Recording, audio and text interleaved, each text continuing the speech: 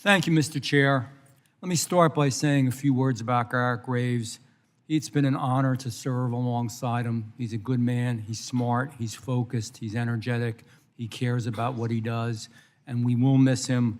And I want him to know as he looks over these videos of this hearing that we do appreciate him, that I wish him the very best, and that he has a great future. He's got a lot of good things he's going to do.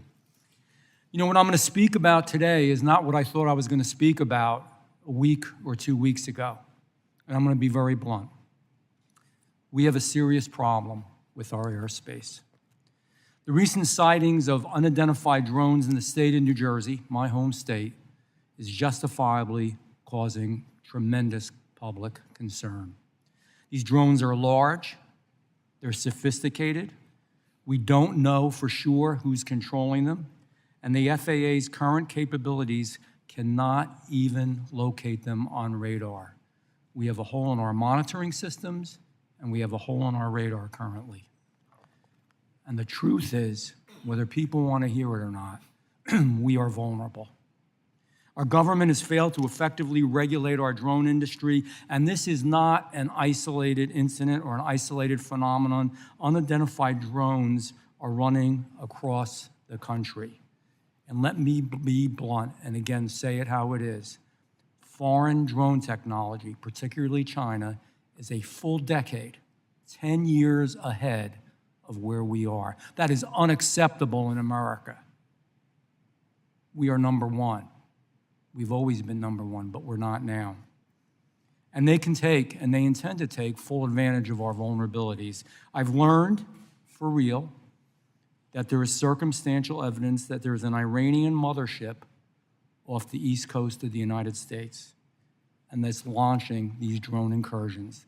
They are from high, good sources, individuals who are reputable, individuals who speak with authority, unfortunately are concerned with identifying who they are at this point who are saying this, but this is true.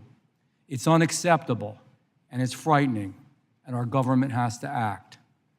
And I say this not only as a member of Congress from the state of New Jersey, but I say this as someone who loves America like we all do who are in this room. We must build a national drone infrastructure. We must control our airspace, and we must protect the American people. The unfortunate reality is that this current administration has allowed our nation to fall behind the rest of the world, and that is unacceptable.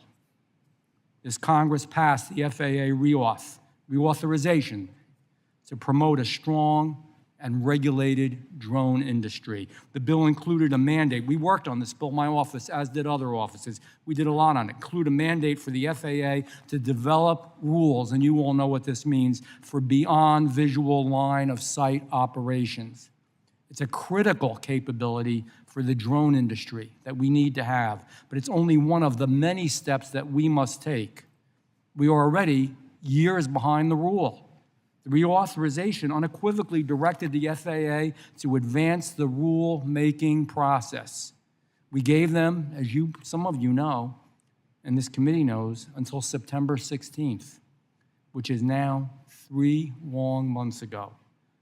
But President Biden's Office of Management has again delayed its release.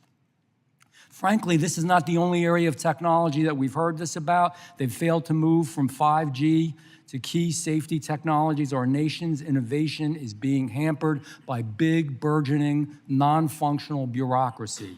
We need a real cultural transformation at the FAA and our government as a whole to come to a reality in dealing with this technology.